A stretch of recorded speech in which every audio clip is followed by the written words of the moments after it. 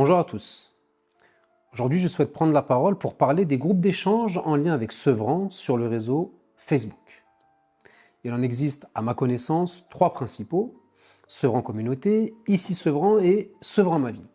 En cette période électorale, les administrateurs ont fait des choix différents. Sevran Communauté a réalisé un sondage auprès de ses membres pour savoir si ces derniers souhaitaient voir apparaître des publications en lien avec les élections municipales. La majorité ayant voté contre, le groupe a respecté la démocratie locale et refuse toute publication à caractère politique, ce qui se comprend aisément. Les groupes Ici Sevran et Sevran Ma Ville ont décidé de laisser apparaître les publications à caractère politique et prétendent affirmer que chaque sensibilité peut s'exprimer dans le strict respect de la liberté d'expression. Pour le groupe Ici Sevran, cela semble se confirmer. En allant sur la page du groupe, on y voit des publications des différents candidats ou de leur soutien. Les commentaires sont libres et autorisés, même sous couvert d'anonymat. Heureusement, car certaines équipes ont majoritairement choisi d'utiliser ce procédé pour communiquer.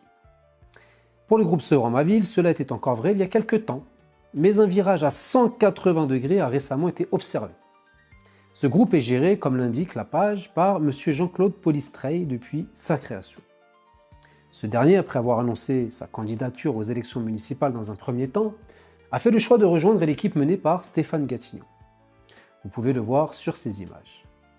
Et donc aujourd'hui, j'ai décidé de soutenir Stéphane Gatignon. Une vidéo sera dédiée au parcours politique de cet homme très prochainement. Me concernant, plusieurs de mes publications ont été refusées sans explication. J'ai donc pris attache avec l'administrateur, en la personne de Jean-Claude Police, qui m'a informé ne pas être le seul à gérer la page et que certains administrateurs auraient pu ne pas valider mes publications. Après quelques manipulations et quelques échanges, il a rectifié le tir. Mais, directement après, mes publications ont de nouveau été refusées. Même celles qui ne parlent absolument pas de son candidat sont purement et simplement envoyées à la poubelle. Certaines publications qu'il avait validées ont même été supprimées de la page du groupe. Pourtant, cela peut paraître étrange, on peut lire sur le descriptif du groupe: groupe de discussion sur les problématiques de la ville, mise en valeur de ses atouts, et ce avec le plus grand respect. Toutes les sensibilités politiques sont les bienvenues. Aucune censure possible à l'exception d'enfreindre la loi. Liberté d'expression totale en lien avec ce droit. La question qui se pose est alors la suivante.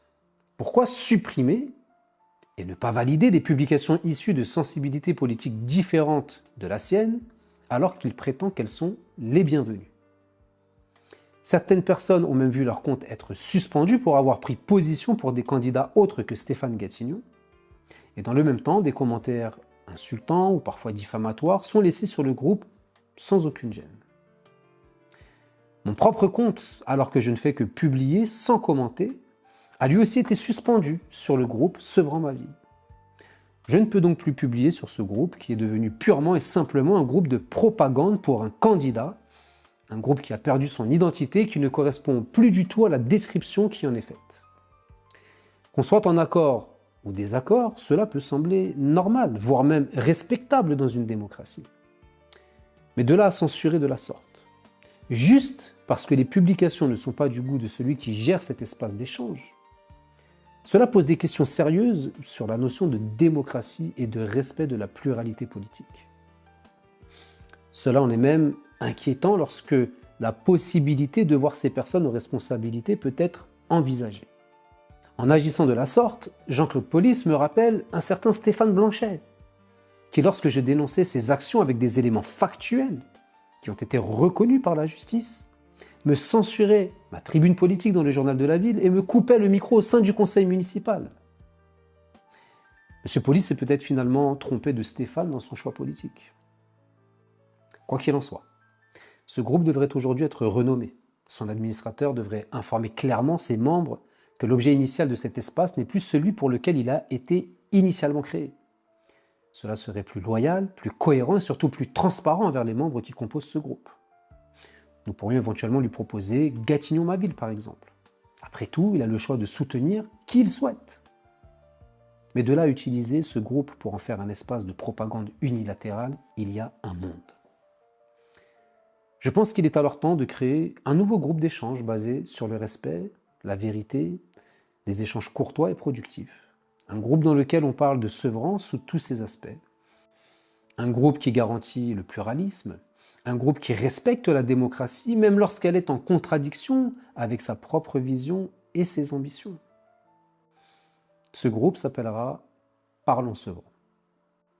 Je vous invite à le rejoindre sans délai et à le partager autour de vous pour nous y retrouver et y échanger. Et aux équipes de M. Gatignon, si vous voulez publier vos envies, vous serez les bienvenus tant que vous resterez dans le respect de la loi et des participants.